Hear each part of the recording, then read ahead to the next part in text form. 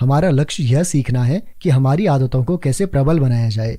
हर आदत को एक अलौकिक उद्दीपन में बदलना संभव नहीं है, लेकिन हम किसी भी आदत को और अधिक मोहक बना सकते हैं। ऐसा करने के लिए हमें यह समझना चाहिए कि ललक क्या है और यह कैसे काम करती है। इसकी शुरुआत हम जैविक छाप की जांच से करते हैं। हर आदत में डोपामाइन प्रभाव होता है। डोपामाइन से प्रेरित फीडबैक लूप। ललक के सटीक क्षण का वैज्ञानिक उस न्यूरोट्रांसमीटर को मापकर पता कर सकते हैं जिसे डोपामाइन कहते हैं। डोपामाइन का महत्व 1954 में तब समझ में आया जब न्यूरोसाइंटिस्ट जेम्स ओल्ड और पीटर मिलनर ने एक प्रयोग से यह पता लगाया कि ललक और इच्छा के पीछे न्यूरोलॉजिकल प्रक्रियाएं क्या होती हैं। चूहे के दिमाग में इलेक्ट्रोलाइट्स लगाए गए। रिसर्च करने वालों ने उनका डोपामाइन प्रवाह रोक दिया। वैज्ञानिक तब चकित रह गए कि ऐसा करने से उनके जीने की इच्छा भी समाप्त हो गई। वे खा नहीं सकते थे, उन्होंने मैथुन नहीं किया, उनको कुछ भी करने की इच्छा नहीं रही। कुछ ही दिन में वे प्यास के कारण चल बसे। इसके बाद के अध्ययन में अन्य वैज्ञानिकों ने उनके दिमाग में डोपामाइन प्रवाहित करने वाला हिस्सा कुछ कम किया, लेकिन इस बार उनके मुंह में शक्कर के ड्रॉप्स डाले गए। इन चूहों के चेहरे सुख से चमक उठे क्योंकि वह स्वादिष्ट वस्तु उन्हें भा गई। भले ही उनका डोपामाइन रोक दिया था, उन्हें शक्कर उतनी ही पसंद आई जितनी पहले आती थी, लेकिन वे और नहीं चाहते थे। सुख का अनुभव डोपामाइन के बिना जस का तस ही रहा, लेकिन इच्छा समाप्त हो चुकी थी और इच्छा के बिना गतिविधि थम गई। अन्य शोधकर्ताओं ने डोपामाइन रोकने की प्रक्रिया को उलट दिया। उन्होंने दिमाग के पुरस्कार तंत्र को डोपामाइन से भर दिया तो जानवरों ने आदतों को खतरनाक गति से पूरा किया। एक अध्ययन में तो चूहे को हर बार एक बॉक्स में रखी किसी चीज से जोरदार डोपामाइन मिला। कुछ ही मिनट में चूहे में इच्छा इतनी तेजी से बढ़ी कि उन्होंने 1 घंटे में उस बॉक्स में 800 बार नाक डालने का प्रयास किया। मानव भी अलग नहीं है। स्लॉट मशीन का प्लेयर पहिए को औसतन हर घंटे 600 बार घुमाता है। आदतें डोपामाइन से प्रेरित फीडबैक लूप हैं। हर व्यवहार जो आदत को जोरदार बनाता है, जैसे जंक फूड खाना, वीडियो गेम्स खेलना, नशा करना, सोशल मीडिया ब्राउज करना आदि का संबंध डोपामाइन के उच्चतर स्तर से होता है। हमारी मूल आदतों के व्यवहार के बारे में भी यही कहा जा सकता है, जैसे भोजन करना, पानी पीना, मैथुन करना और सामाजिक रूप से संबंध रखना। वर्षों तक वैज्ञानिक यही मानते रहे कि डोपामाइन सुख देने वाला होता है, लेकिन अब हम जान गए हैं कि यह प्रेरित करने, सीखने या याद करने, दंड देने, अरुचि और इच्छित गतिविधियों का न्यूरोलॉजिकल प्रक्रिया में अहम भूमिका निभाता है और इच्छित गतिविधि की न्यूरोलॉजिकल प्रक्रिया में अहम भूमिका निभाता है। जब आदतों की बात आती है तो मुख्य तथ्य यह है, डोपामाइन न केवल तब स्रावित होता है जब आप आनंद का अनुभव करते हैं, बल्कि तब भी होता है जब आप इसकी आशा करते हैं। जुआ खेलने के आदी व्यक्तियों में दांव लगाने से पहले डोपामाइन बढ़ता है, न कि जीतने के बाद। कोकीन के नशेड़ी को पाउडर देखने पर डोपामाइन का उछाल मिलता है, न कि इसे लेने के बाद। जब भी आपको लगता है कि किसी अवसर से फायदा होगा, आपका डोपामाइन पहले से ही प्रवाहित होने लगता है। जब भी डोपामाइन बढ़ता है, आपकी प्रेरक शक्ति बढ़ने लगती है। कोई फायदा या पुरस्कार मिलने की आकांक्षा हमें कार्य करने के लिए प्रेरित करती है, न कि फायदा या पुरस्कार की प्राप्ति। दिलचस्प बात यह है कि पुरस्कार प्राप्त करते समय मस्तिष्क में सक्रिय होने वाली पुरस्कार प्रणाली वैसी है जो आशा करते समय सक्रिय होती है। यह एक कारण है कि अनुभव की प्रत्याशा अक्सर इसे प्राप्त करने से बेहतर होती है। एक बच्चे के रूप में क्रिसमस की सुबह के बारे में सोचना उपहार खोलने से बेहतर हो सकता है। एक वयस्क के रूप में आगामी छुट्टियों के बारे में सपने देखना वास्तव में छुट्टियों पर होने से अधिक सुखद हो सकता है। वैज्ञानिक इसे चाहने और पसंद करने के बीच के अंतर के रूप में संदर्भित करते हैं। दिमाग में अनेक न्यूरल सर्किट होते हैं जो पसंद करने के बजाय पुरस्कार की इच्छा रखने वाले हैं। इच्छा करने वाले केंद्र दिमाग में बड़े पैमाने पर हैं। Brain stem, nucleus accumbens, ventral tegmental, dorsal striatum, amygdala और प्रीफ्रंटल कॉर्टेक्स के हिस्से। तुलनात्मक रूप से दिमाग में पसंद आने के केंद्र बहुत कम होते हैं। उन्हें अक्सर हेडिनक हॉटस्पॉट्स कहा जाता है और ये पूरे दिमाग में छोटे द्वीपों की तरह फैले हैं। उदाहरण के लिए शोध करने वालों ने पाया कि न्यूक्लियस एक्युम्बस का 100% तब सक्रिय होता है जब किसी चीज की इच्छा होती है। इसी बीच इसमें पसंद आने के दौरान 10% ही सक्रियता रहती है। वास्तव में दिमाग में अधिक कीमती स्थान इच्छाओं के लिए आवंटित होते हैं, जो इस बात का सबूत है कि ये प्रक्रियाएं अहम भूमिका निभाती हैं। इच्छा वह इंजन है जो हमारे व्यवहार को चलाता है। हर काम को किसी इच्छा के लिए किया जाता है। ललक ही वह रहती है जो प्रतिसाद तक ले जाती है। इन जानकारियों से व्यवहार में बदलाव के दूसरे नियम के महत्व का पता चलता है। हमें अपनी आदतों को आकर्षक बनाने की आवश्यकता है, क्योंकि एक पुरस्कृत अनुभव की उम्मीद ही हमें कार्य करने के लिए प्रेरित करती है। यह वह जगह है जहां प्रलोभन बंडलिंग के रूप में जाने जाने वाली रणनीति परिदृश्य में आती है। आदतों को ज्यादा आकर्षक बनाने में प्रलोभन बंडलिंग का इस्तेमाल कैसे करें? रोनन बर्नी आयरलैंड के डबलिन में इलेक्ट्रॉनिक इंजीनियरिंग के छात्र हैं। नेटफ्लिक्स देखने में उन्हें सुख मिलता है, लेकिन वह यह भी जानते हैं कि वे जितनी एक्सरसाइज करते हैं उससे अधिक करनी चाहिए। ऐसे में अपनी इंजीनियरिंग की क्षमता को उन्होंने प्रयोग में लिया। अपनी खड़ी हुई साइकिल को लैपटॉप और टीवी से जोड़ दिया। इसके पश्चात उन्होंने एक कंप्यूटर प्रोग्राम बनाया जिससे यह तय हो गया कि नेटफ्लिक्स तभी चलेगा जब तक एक निश्चित गति पर साइकिल चलेगी। जैसे ही वे इसे धीमा करेंगे तो जो भी शो वह देख रहे होंगे वह अब अटक जाएगा, जब तक वे पुनः पैडल मारना शुरू नहीं करेंगे। वह ऐसे फैन हैं जो मोटापा तो कम कर ही रहे हैं, नेटफ्लिक्स के लगाव को भी कम नहीं कर रहे हैं और एक ही समय में दोनों कर रहे हैं। इसके साथ ही वह प्रलोभन बंडलिंग रणनीति का इस्तेमाल भी कर रहे हैं ताकि एक्सरसाइज करने की आदत को ज्यादा आकर्षक बना सकें। प्रलोभन बंडलिंग रणनीति तब काम करती है जब आपके इच्छित कार्य को उस कार्य से जोड़ दिया जाता है जिसे करने की जरूरत आपको होती है। बर्नी के मामले में नेटफ्लिक्स देखने के झुकाव को उन्होंने खड़ी हुई बाइक को चलाने से जोड़ दिया। कारोबार करने वाले को प्रलोभन बंडलिंग में महारत हासिल होती है। उदाहरण के लिए, जब अमेरिकन ब्रॉडकास्टिंग कंपनी, जिसे आमतौर पर एबीसी के रूप में जाना जाता है, ने 2014 से 2015 सीजन के लिए अपने गुरुवार रात को टेलीविजन लाइनअप को लॉन्च किया तो उन्होंने बड़े पैमाने पर प्रलोभन बंडलिंग को बढ़ावा दिया। कंपनी हर गुरुवार को पटकथा लेखिका शोडा राइम्स के तैयार किए 3 शो दिखाती थी। ये थे ग्रेज एनाटॉमी, स्कैंडल और how to get away with murder. इसकी उन्होंने TGIT ऑन ABC के रूप में ब्रांडिंग की। TGIT का अर्थ है थैंक गॉड इट्स थर्सडे। इसके अतिरिक्त शो को लोकप्रिय करने के लिए ABC ने दर्शकों को पॉपकॉर्न बनाने, रेड वाइन पीने के लिए प्रोत्साहित तक किया ताकि वे शाम को उसका मजा लें। ABC के शेड्यूलिंग प्रमुख एंड्रयू क्रूबिट्स ने अभियान के पीछे विचार का वर्णन किया। हम गुरुवार की रात को दर्शकों को अवसर के रूप में देखते हैं। या तो जोड़े या महिलाएं खुद बैठकर तनाव से दूर होना चाहती हैं और मस्ती करती हैं, रेड वाइन पीती हैं और कुछ पॉपकॉर्न का मजा लेते हैं। इस रणनीति की उत्कृष्टता यह है कि ABC को जिन चीजों को दर्शकों से कराने की जरूरत थी, यानी उनके शो देखने की, उन गतिविधियों को वह उन चीजों से जोड़ रहा था जो उनके दर्शक पहले से ही करना चाहते थे, जैसे आराम करना, शराब पीना और पॉपकॉर्न खाना। समय के साथ लोगों ने ABC को आराम और मनोरंजन के साथ जोड़कर देखना शुरू कर दिया।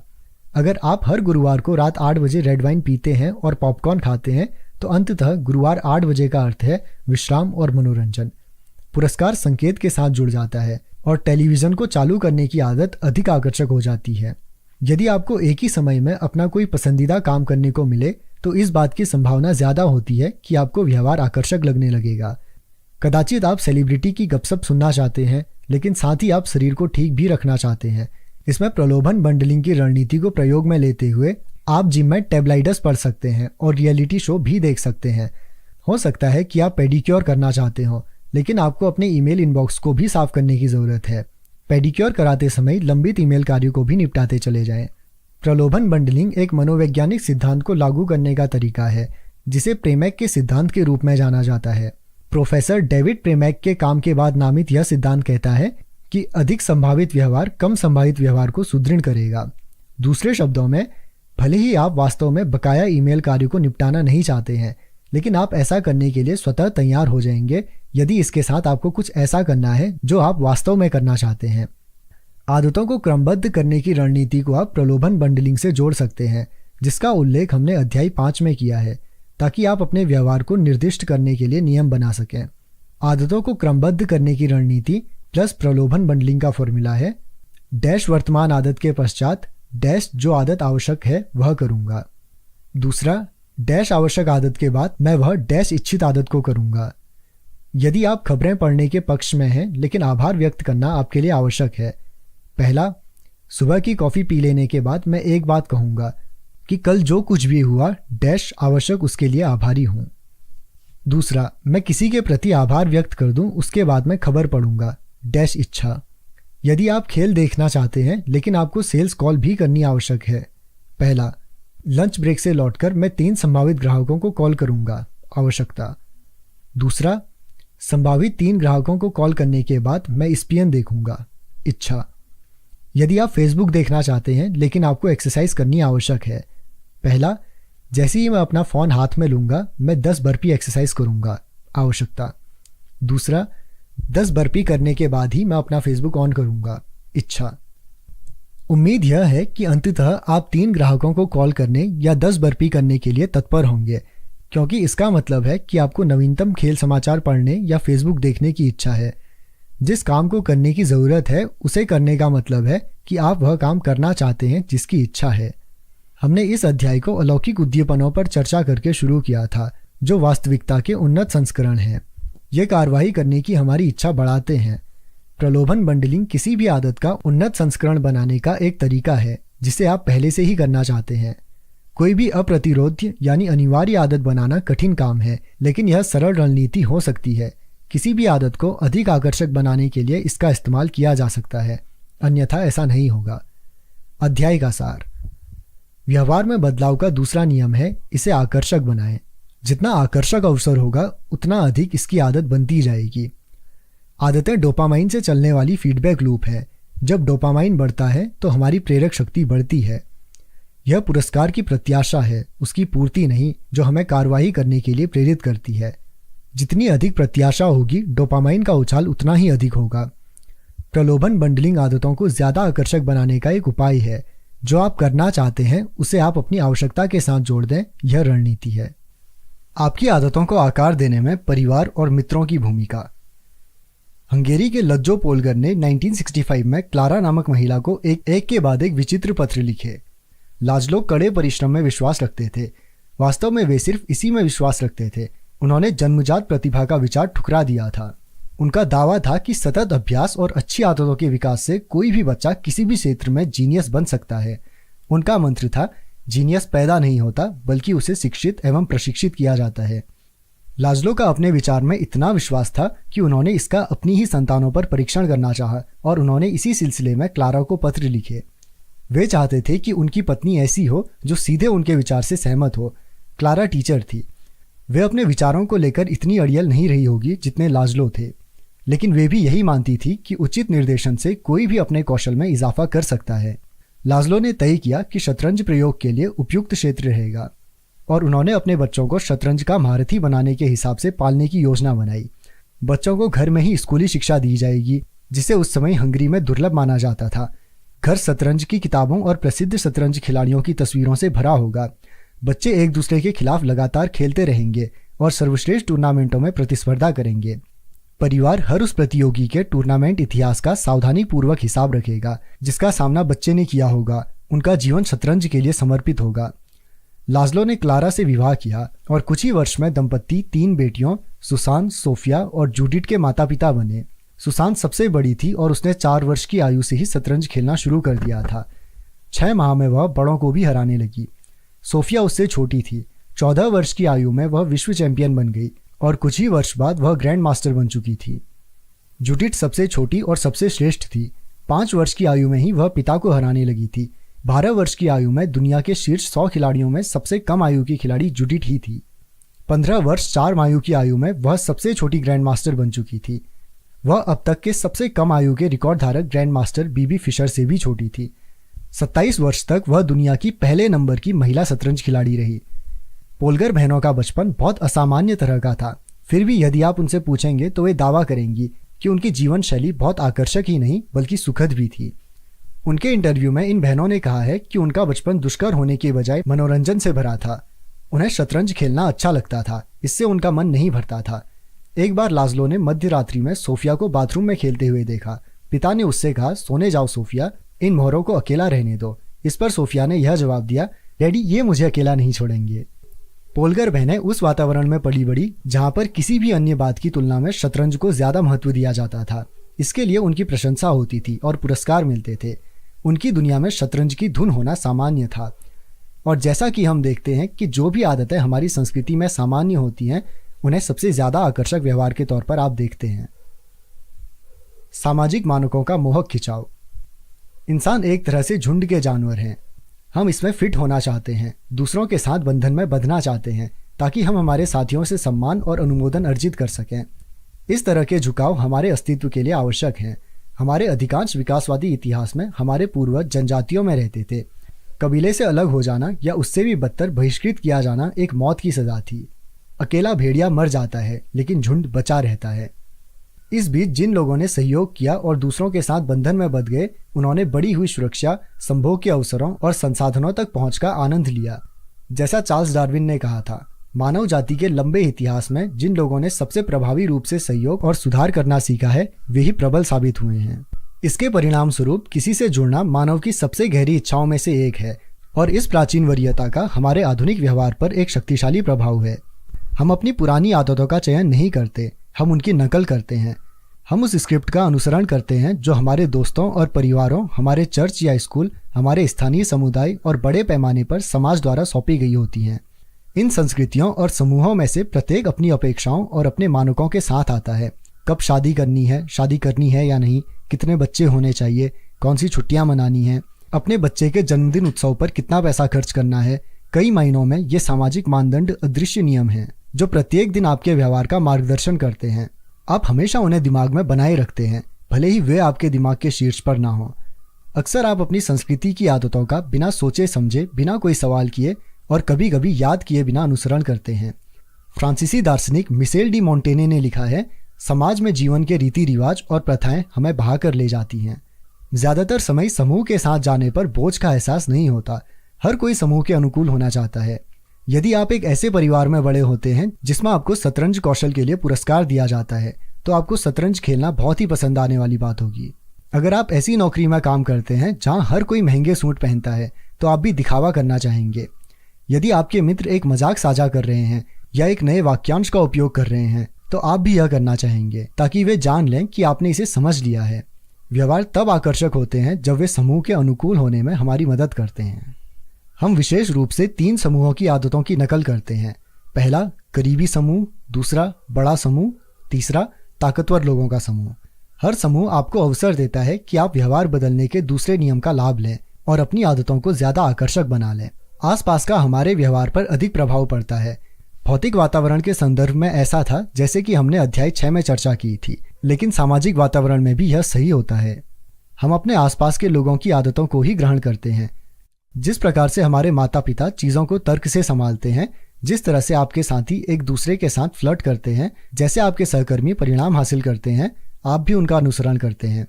यदि आपके दोस्त सिगरेट पीते हैं तो आप भी कोशिश करते हैं। जब बिस्तर पर जाने से पहले आपकी पत्नी की आदत दरवाजे को 2 बार चेक करने की है, तो आप भी इस आदत को अपनाते हैं।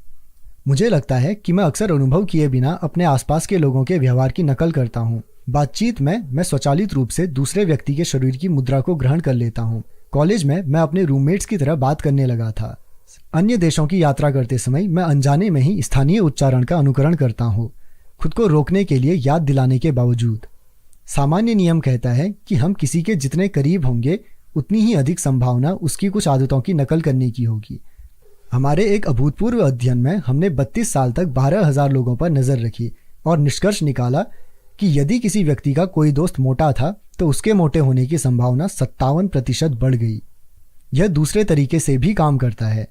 एक और अध्ययन में पाया गया कि अगर किसी रिश्ते में एक व्यक्ति ने अपना वजन कम किया, तो दूसरे साथी का वजन लगभग 1/3 समय में कम हो जाएगा। हमारे दोस्त और परिवार एक प्रकार का अदृश्य सहकर्मी दबाव प्रदान करते हैं जो हमें उनकी दिशा की ओर खींचता है। बेशक सहकर्मी दबाव केवल तभी पूरा होता है जब आप पूरे प्रभावों से घिरे हों। जब अंतरिक्ष यात्री माइक मैसीमिनो MIT में स्नातक छात्र थे, तो उन्होंने एक रोबोटिक्स क्लास ली थी। कक्षा के 10 लोगों में से 4 अंतरिक्ष यात्री बन गए। यदि आपका लक्ष्य अंतरिक्ष में जाने का था, तो वह कमरा सबसे अच्छी संस्कृति थी जिसकी तलाश आप कर सकते थे। इसी तरह एक अध्ययन में पाया गया कि 11 या 12 साल की उम्र में यदि आपके सबसे अच्छे दोस्त का IQ ऊंचा है, तो बुद्धि के प्राकृतिक स्तरों को नियंत्रित करने के बाद आपका IQ भी 15 साल की उम्र में उतना ही होगा। हम अपने आसपास के लोगों के गुणों और प्रथाओं को आत्मसात कर लेते हैं। बेहतर आदतों के निर्माण के सबसे प्रभावी तरीकों में से एक यह है कि आप ऐसी संस्कृति में शामिल हो जाएं जहां आपका इच्छित व्यवहार सामान्य व्यवहार हो। नई आदतें तब हासिल करने योग्य लगती हैं जब आप दूसरों को उन्हें हर दिन करते हुए देखते हैं। यदि आप फिट लोगों से घिरे हैं, तो आपके इस पर विचार करने की अधिक संभावना है कि व्यायाम सामान्य आदत है। यदि आप जैज प्रेमियों से घिरे हैं, तो आप मानने लगेंगे कि प्रतिदिन जैज का आनंद लेना उचित है। आपकी संस्कृति सामान्य के लिए आपकी उपेक्षा निर्धारित करती है। खुद के चारों ओर उन लोगों को साथ लें जिनकी आदतें वैसी हैं जो आप खुद विकसित करना चाहते हैं। ऐसे में आप साथ आगे बढ़ेंगे। अपनी आदतों को और अधिक आकर्षक बनाने के लिए आप इस रणनीति को एक कदम आगे ले जा सकते हैं। ऐसी संस्कृति से जुड़ें जहां पहला आपका इच्छित व्यवहार सामान्य व्यवहार हो, दूसरा आपके और उस समूह के बीच पहले से कुछ बातें समान हों। न्यूयॉर्क शहर के उद्यमी स्टीव काम्ब एक कंपनी चलाते हैं जो नर्ड फिटनेस नाम से पहचानी जाती है। यह कंपनी नर्ड, मिसफिट और म्यूटेंट लोगों की मदद वजन घटाने में करती है ताकि वे सुदृढ़ और स्वस्थ हों। उनके ग्राहकों में वीडियो गेम्स के प्रेमी, फिल्मों के दीवाने और औसत सामान्य आदमी शामिल हैं जो शरीर को सही आकार में करना चाहते हैं या आहार बदलने की कोशिश करते हैं तो उन्हें अटपटा लगता है। लेकिन यदि आप पहले से ही समूह के अन्य सदस्यों के समान हैं, जैसे स्टार वॉर्स के प्रति पारस्परिक प्रेम, तो बदलाव अधिक आकर्षक हो जाता है क्योंकि यह इस तरह महसूस होता है जिसे आप जैसे पहले से ही करते आ रहे हैं। किसी वर्ग से जुड़ने पर प्रेरणा जितनी बरकरार रहती है उतनी कहीं नहीं रहती। यह निजी खोज को साझा करने में बदल देती है। पहले आप स्वयं ही थे। आपकी पहचान एकल थी। आप एक पाठक हैं, आप एक संगीतकार हैं, आप एक एथलीट हैं। जब आप किसी बुक क्लब या बैंड या साइकिलिंग समूह से जुड़ते हैं तो आपकी पहचान आसपास के लोगों से जुड़ जाती है। विकास और बदलाव अब व्यक्तिगत खोज नहीं रहती। हम पाठक हैं, हम संगीतकार हैं, हम साइकिल चलाने वाले हैं।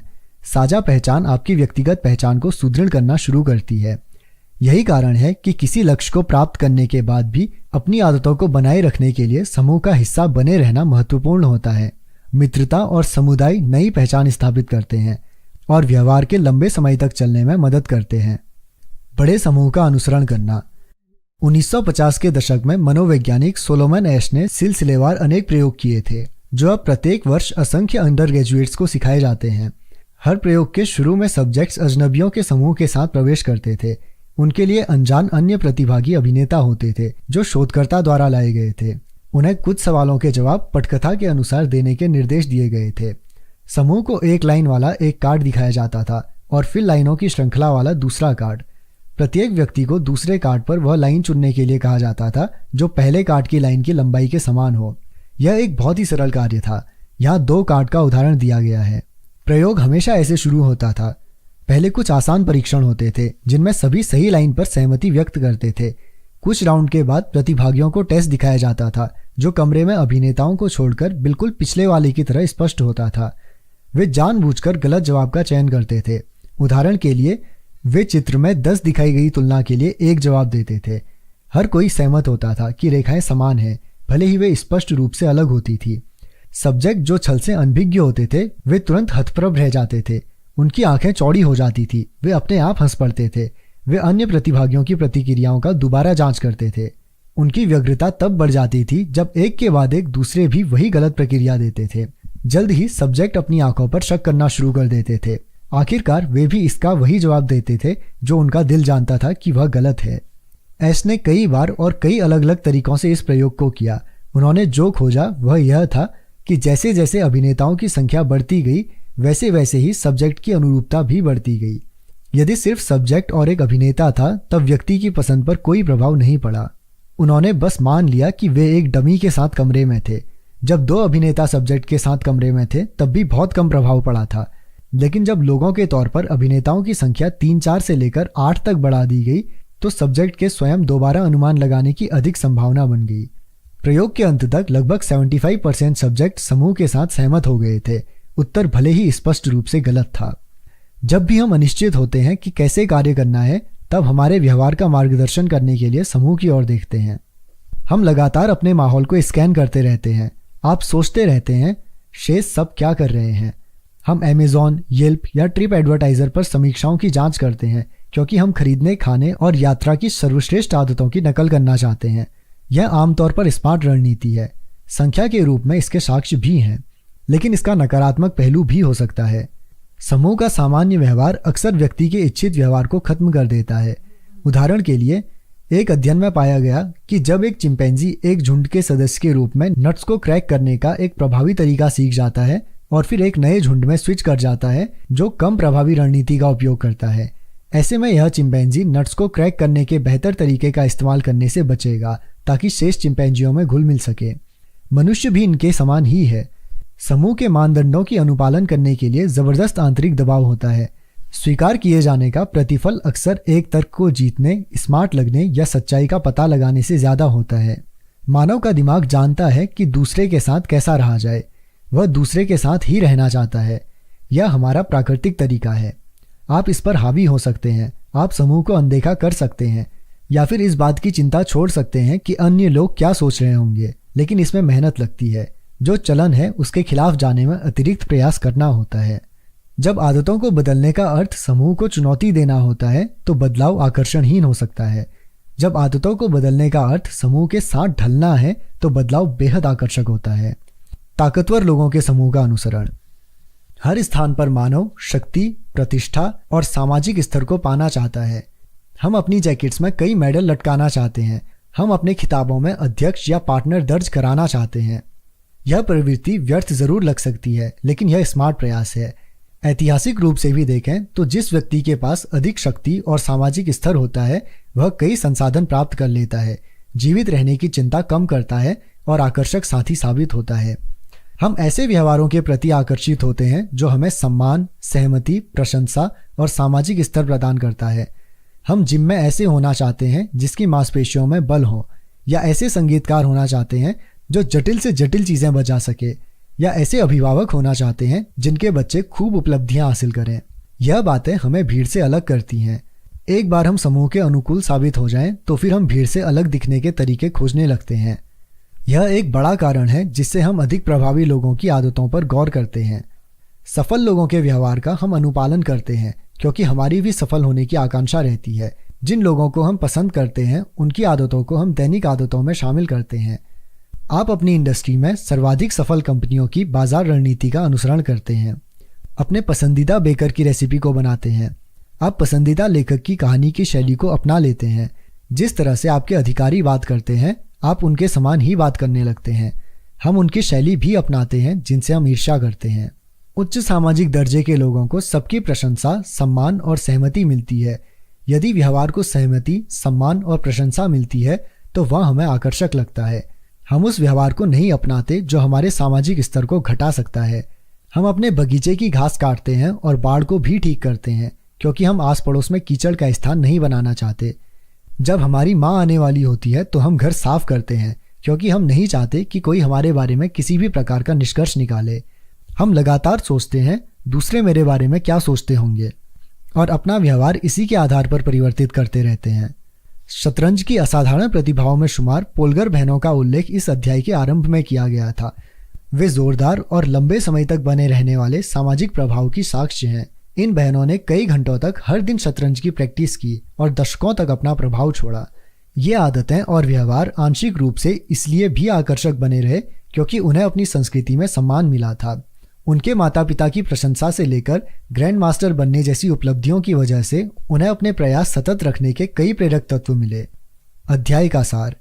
जिस संस्कृति में हम रहते हैं वह निर्धारित करती है कि कौन सा व्यवहार हमारे लिए आकर्षक होगा।